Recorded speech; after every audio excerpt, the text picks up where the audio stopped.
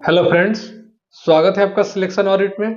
दोस्तों, यदि आप बीपीएससी टीआरई 4 एग्जाम की तैयारी कर रहे हैं जो कि बहुत जल्द वैकेंसी आने वाली है, तो आपके लिए एक बहुत ही मोस्ट इंपॉर्टेंट टॉपिक जो कि पीएच मान का होता है। अगर आप पीआरटी हो, टीजीटी 6 to 8 हो या टीजीटी 9 to 10 हो, आप इन तीनों में से किसी भी एग्जाम की तैयारी कर रहे हैं, तो आपको इस एक छोटे से वीडियो से यानी कि 5 से 6 मिनट तक के वीडियो से आपका 1 से 2 नंबर पक्का हो जाएगा। पीआरटी में भी साइंस का पार्ट है, टीजीटी में भी साइंस का पार्ट है, 9th-10th में भी आपका टीजीटी साइंस का पार्ट है। यानी कि आज हम चर्चा करेंगे पीएच मान की। आप देखते होंगे अक्सर क्वेश्चन देखने को मिलता है कि मानव के रक्त का पीएच मान कितना होता है, नींबू के रस का पीएच मान कितना होता है, जल का पीएच मान कितना होता है।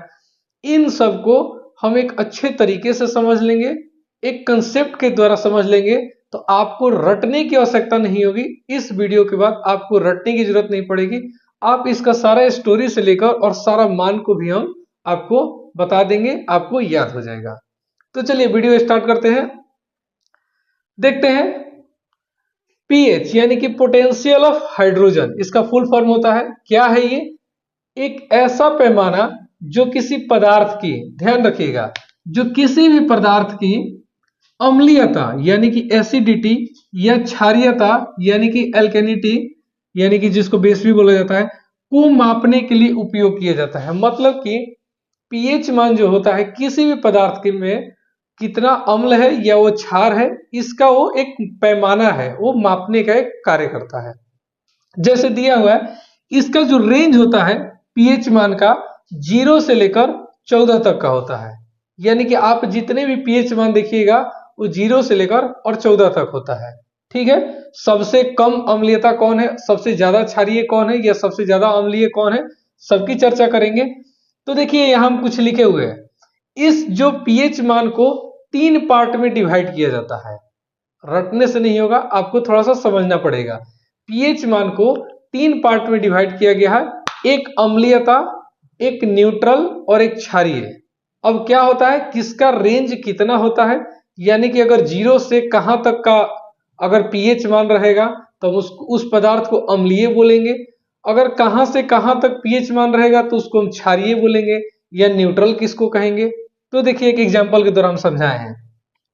यहां लिखे हम पीएच मान, यहां इस पदार्थ की प्रकृति लिखे हैं कि अगर इस पीएच मान का, अगर पहले एग्जांपल की हम बात करें कि यदि पीएच मान का रेंज यानी कि जो स्केल है 0 से 6 तक रहे, यानी कि अगर किसी पदार्थ का पीएच मान 0 से ज्यादा और 6 तक रहे, जैसे 1, 2 से लेकर 6 तक रहे, तो उस पदार्थ की जो प्रकृति होगी, नेचर होगी, अम्लीयता होगी, यानी कि हम उसको अम्लीयता के कैटेगरी में रखेंगे।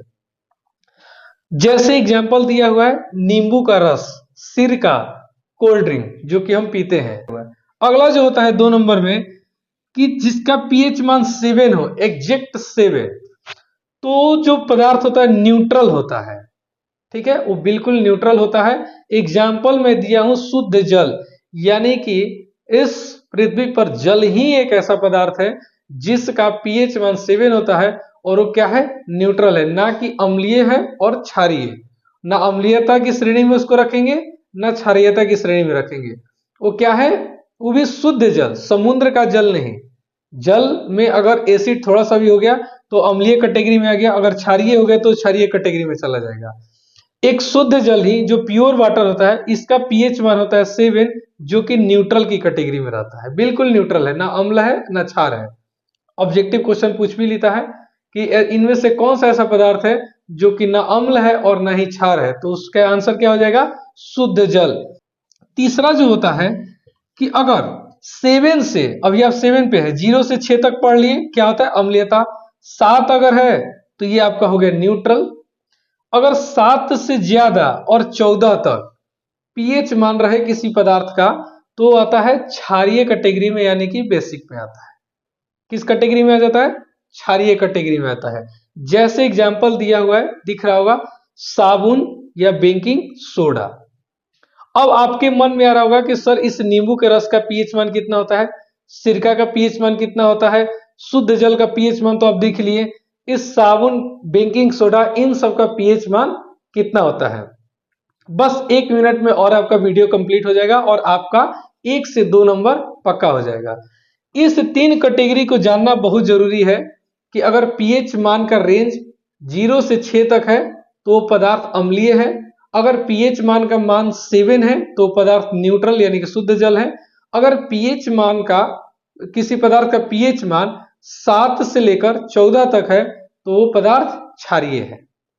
अब चलिए आपके एग्जाम के पर्पस से हम कुछ 8 से 10 पीएच मान को आपको कराएंगे, समझाएंगे, ताकि आपका 1 से 2 नंबर पक्का हो जाए।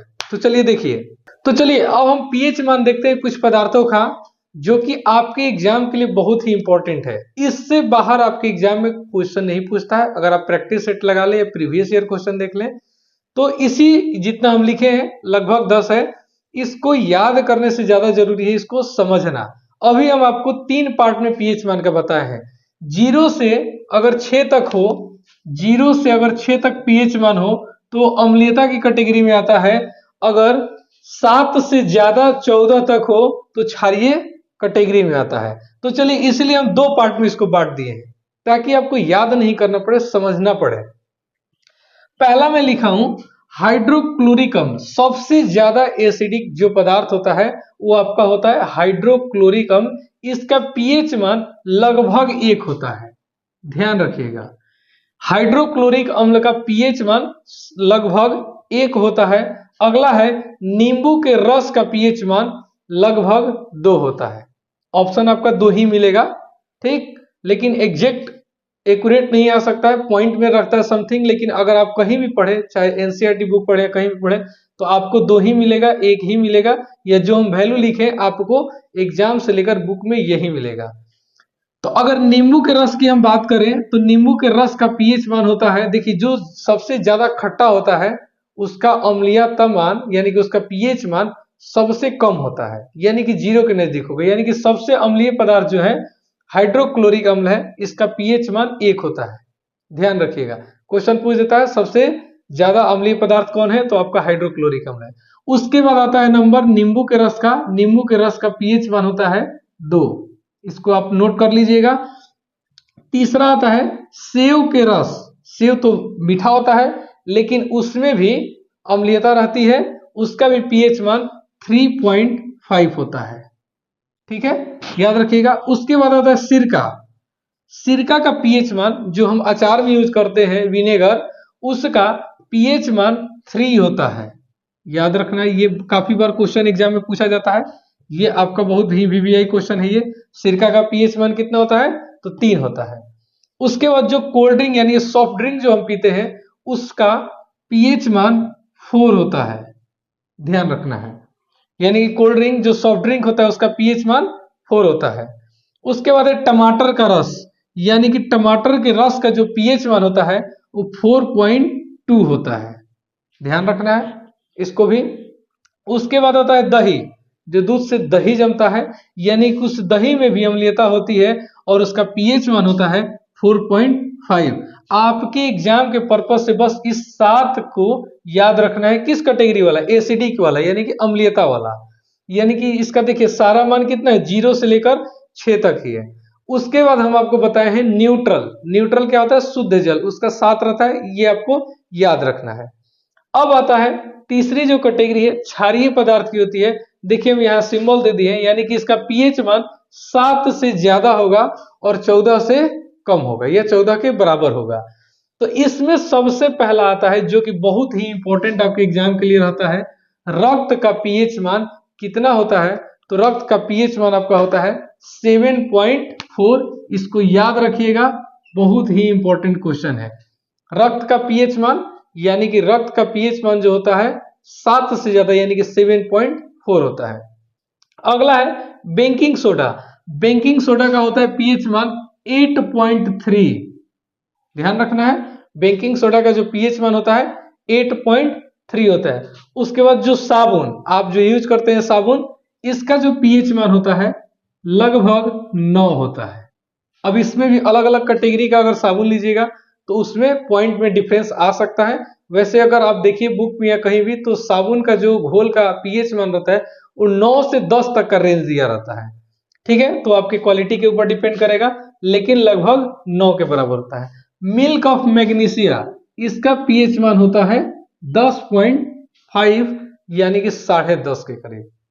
उसके बाद लास्ट में आता है सबसे ज्यादा क्षारीय पदार्थ जो है अमोनिया का घोल है, इसका पीएच मान होता है 11। अमोनिया के घोल का सबसे ज्यादा पीएच मान होता है 11 होता है। तो सबसे कम पीएच मान हाइड्रोक्लोरिकम यानी कि सबसे ज्यादा एसिडिक होगा, और सबसे ज्यादा क्षारीय जो होगा अमोनिया होगा 11। ये आपका हो गया। इस वीडियो से आपके 1 से 2 नंबर तय है। एक छोटा सा और क्वेश्चन आता है कभी कभी कि अगर पूछ देगा कि ना एसिडिक हो ना क्षारीय हो, या अम्लीय हो ना क्षारीय हो, अगर ऑप्शन में जल नहीं दिया हुआ तो वहां जरूर लिखा रहता है मानव का लार।